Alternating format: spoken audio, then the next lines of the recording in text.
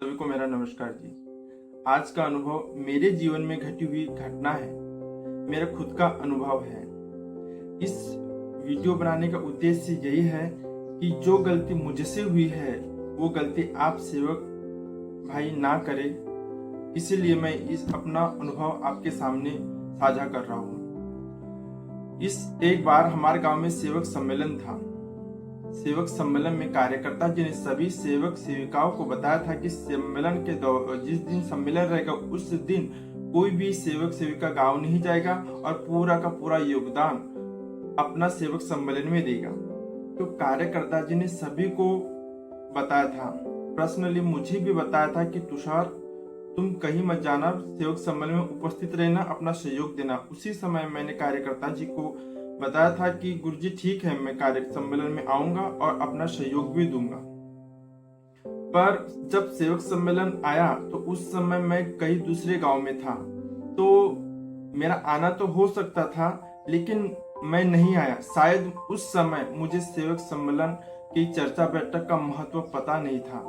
इस वजह से मैं वहां अपना जाना महत्वपूर्ण नहीं समझा, अपना योगदान देना महत्वपूर्ण नहीं समझा, तो मैं उस सेवक सम्मेलन में नहीं गया।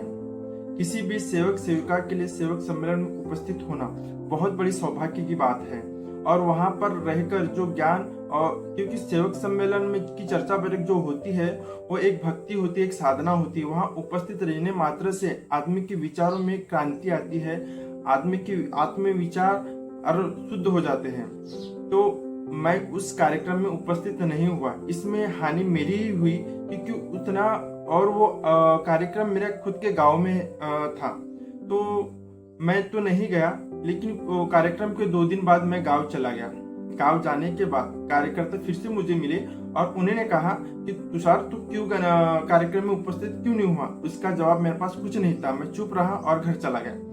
तो कार्यक्रम के कुछ दिन के बाद मैं गांव जाने के बाद मेरी माँ यकायक कान से बहरी हो गई, उसके कान सुन्न हो गया, उसको कानों से कुछ भी आवाज नहीं देने लगा। तो मेरी माँ बहुत रोने लगी कि मेरे कानों को कुछ भी सुनाई नहीं दे रहा है।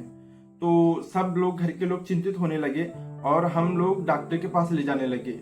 हम 2-3 डॉक्टर के पास दिखाए, उसकी दवाई भी ले, पर उसे 1% भी किसी भी डॉक्टर की दवाई से आराम नहीं हुआ। पर मेरे दिमाग में ये बिल्कुल भी नहीं आया कि हमारे हाथों से बहुत बड़ी गलती हुई है।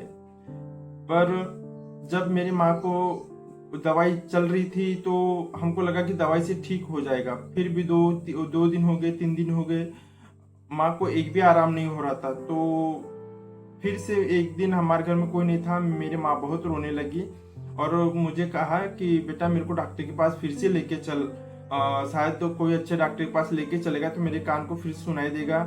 तो अपनी उसकी आवाज तो मैं सुनाई दे रहा था लेकिन वो मेरी आवाज बिल्कुल भी नहीं सुन पा रही। तो मैं उसको इशारे में बोला ठीक है मैं तुझे लेके चलता हूँ। तो उसको मैं गाड़ी पे बिठाया और डॉक्टर के पास ले जाने के लिए निकला। जब मैं डॉक्टर के पास जाने के लिए निकला तो मेरे दिमाग में विचार आया कि हम डॉक्टर के पास जाने से पहले क्यों ना हम कार्यकर्ता जी के पास चले जाए। तो मन ही मन विचार करने लगा कि एक बार कार्यकर्ता जी के सामने जाकर पूछे कि ऐसा क्यों हो रहा है, जो कार्यकर्ता जी जो बताएंगे वो करेंगे। तब मैंने डॉक्टर के घर गाड़ी न मुड़ाते हुए कार्यकर्ता जी काका जी के घर यहाँ गाड़ी ले गया और अपने माँ को ले गया।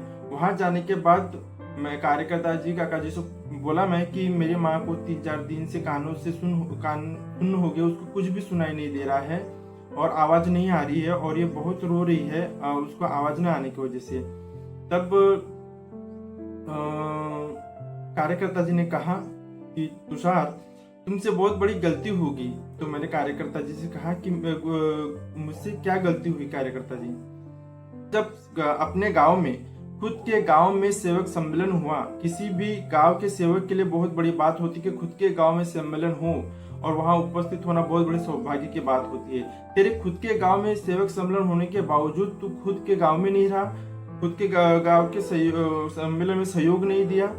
तो मुझे उस समय बहुत शर्म आई और मुझे बहुत गलत लगा कि मैंने वहां सम्मेलन में उपस्थित नहीं दिया, क्योंकि कार्यकर्ता जी ने फिर से कहा कि तूने मुझे कहा था कि मैं वहां सम्मेलन में उपस्थित रहूंगा, अपना सहयोग दूंगा। तो वो मेरे को पूछने लगे, क्या तुम सम्मेलन में आए थे, क्या तुमने सम्मेलन में अपना सहयोग दिए थे? तब मेरे पास कोई जवाब नहीं था। तो मैंने कहा कि गुरुजी मैं नहीं आया, मैं कोई सहयोग नहीं दिया। तब बोला, यही तो तुम्हारी सबसे बड़ी गलती है।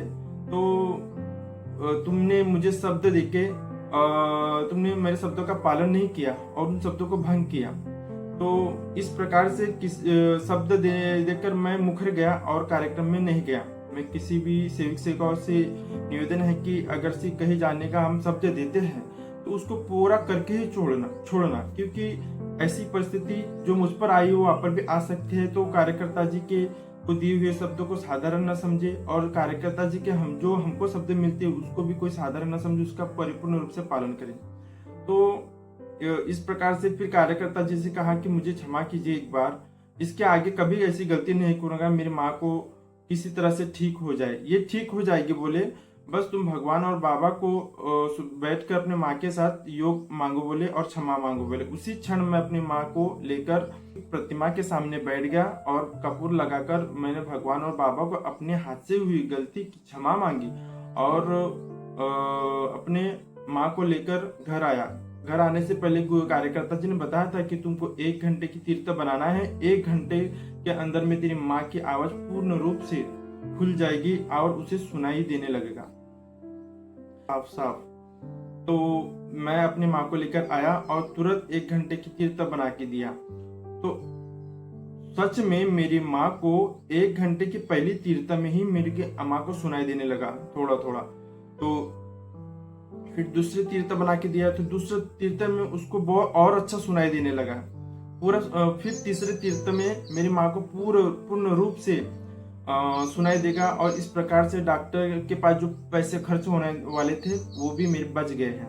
तो मेरे सभी सेवक सेवकाओं से विनती है कि जहाँ भी पास में करीब में चर्चा बैठक सेवक सम्मेलन या हवन कार्यक्रम होती है तो वहाँ जरूर उपस्थिति दे, क्योंकि उस समय तो मुझे महत्व नहीं पता था कि चर्चा बैठक क्या होता है, सेवक सम्मेलन क्या होता है, लेकिन अभी मैं जानता हूँ कि चर्चा बैठक का महत्व क्या होता है और सेवक सम्मेलन का महत्व क्या होता है, हवन कार्यक्रम में उपस्थित होने से क्या होता है, क्या क्या प्राप्त होता है। मैं सभी सेवक सेवकाओं से विनती करता हूँ कि सेवक सम्मेलन में जाने के बाद खा पी के घर नहीं आना है, वहाँ की चर्चा बैठक में शुरू से लेकर अंत तक उपस्थित रहना है। वहाँ स्वयं भगवान बाबा हनुमान जी और महंत के बाबा जुमदेव जी जागृत रहते हैं और हमें हमारे विचारों में क्रांति आते हैं और हम मन चाह योग मिलता है, क्योंकि वहाँ बहुत सारी भगवान और सारे लोग होते हैं और जो एक साथ प्रणाम भगवान को हमारे साथ जाता है तो भगवान हमें हमारी इच्छा अनुसार भोजन प्रदान करता है। क्योंकि चर्चा बैठक में जाने से पहले अपने आत्मा के विचार भी बहुत शुद्ध होना चाहिए। तो मेरे से अनुभव से आपको क्या सीखने मिला, कमेंट सेक्शन में आप अपने विचार जरूर भेजें। सभी को मेरा नमस्कार।